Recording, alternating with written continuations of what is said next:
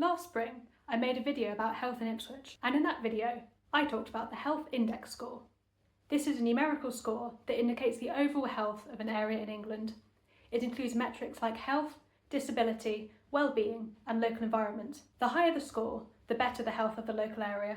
I also talked about gross disposable household income, aka the amount of money someone takes home after tax. Today, we're going to be combining the two measures together and looking at how wealth affects health in the UK.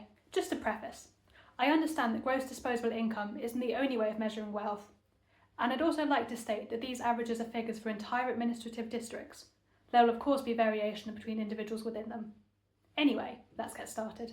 The Health Index score ranks the districts of England. At the bottom, with a score of 76.5, is Blackpool, and at the top, with a score of 124.9, is Harrogate. These towns provide quite a significant hint as to the correlation between health and wealth in England. Here is the overall graph. On the x-axis is Health Index score, and the y-axis is gross disposable household income. You can definitely see the trend. The richer an area is, the healthier it is. You might have noticed a few outliers, which I'm going to talk about later in the video. So, how does being richer have such a noticeable impact on health when all of England has access to free healthcare?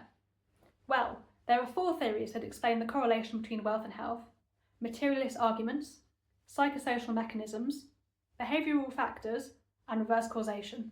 A higher income enables people to buy the basic necessities required for health, such as shelter, nutrition, and sanitation. But material arguments can also refer to living situation. High-quality homes tend to be more expensive to rent and to buy. Poorer quality homes are more affordable, but can bring a myriad of hidden issues, such as poor ventilation and temperature regulation, and the presence of damp and mould, which have been identified to negatively impact health. This theory doesn't just apply to individual houses or apartments, but entire neighbourhoods. Lower income areas tend to be further from recreation spaces and healthcare resources, and closer to pollution sources. Income can also influence if a household's subjective housing needs can be met.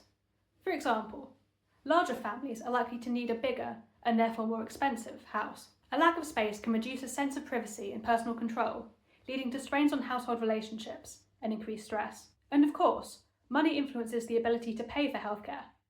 Even in the UK, where we have universal healthcare, this phenomenon still occurs. Access to healthcare is affected by travel times and costs, and the flexibility to attend appointments. Private healthcare or health insurance is an option, but it's a luxury that not everyone can afford. Sometimes it's provided as a benefit for jobs in particular industries, but these jobs tend to be highly paid and safer than manual or industrial work.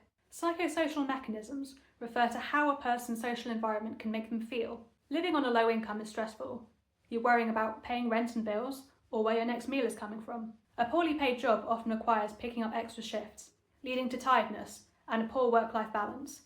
Plus, low income suggests limited control and autonomy over work. And all this stress affects health, much more than people realise. Long-term activation of the stress response system and overexposure to stress hormones like cortisol can disrupt bodily processes. This can have a myriad of negative impacts. Some scholars also suggest that a lower income makes people feel as if they have a lower status in society, which causes distress and upset. Negative health behaviours are more common among socially disadvantaged groups.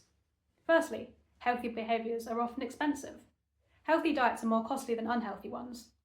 Gym memberships and after-school sports clubs aren't free. Secondly, people may use unhealthy behaviours like smoking, drinking and drugs to cope with the difficulties of life on low income. These day-to-day stresses and struggles make individuals discount the future more heavily, thus making them less concerned with long-term damaging effects of the behaviours that bring them current pleasure or stress relief. Reverse causation means that instead of less money leading to worse health leads to less money. Poor health and disability limits ability to access employment.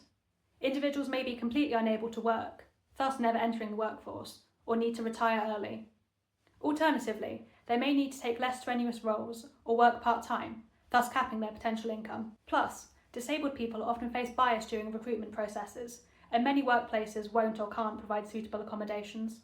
This graph is statistically significant, but pretty compressed. That's because the income distribution is very skewed. This highly asymmetric box plot shows the uneven distribution well. 3/4 of English districts take home less than £24,432 a year. This unusual distribution makes any diagram that uses the raw data quite unhelpful to look at. So, for the sake of visuals, Let's use ranks. This is the chart that shows ranks of each district's income and health index score, and it's much easier to see the correlation here. And here is a ranked choropleth map of district income. The lighter the colour, the more disposable income. London and South East districts typically have the highest income. Living costs are highest in this part of the country, so salaries need to match that. But as you go further away from London, you can see the map gradually get darker due to the north-south divide. Birmingham and East Lancashire in particular report some of the lowest disposable incomes. Small dark spots are typically urban areas. For example, the disposable income in Crawley is much lower than the surrounding rural districts of Surrey and Sussex. Now, let's look at the health index score. There's a few things going on here. I'd argue that there's an urban-rural disparity. Cities typically appear darker than their surrounding rural districts, indicating a worse score. And that does include London. Some of the highest scores can be found in rural districts up and down the country, including Surrey, Rutland, Cumbria, and North Yorkshire. But I think the north-south disparity comes into play too. There's a clear belt of less healthy areas extending from Liverpool to Lincolnshire. And the north-east isn't doing too well either. This area of the north is particularly unusual, as it boasts some of the best health index scores in the country, but the income levels range from middling to slightly above average. Could it be the clean, pollution-free countryside air? Does living amongst beautiful scenery encourage an active lifestyle? Or could the low sample sizes be skewing the data? It's tricky to identify trends, especially when districts cover a large area or a large population.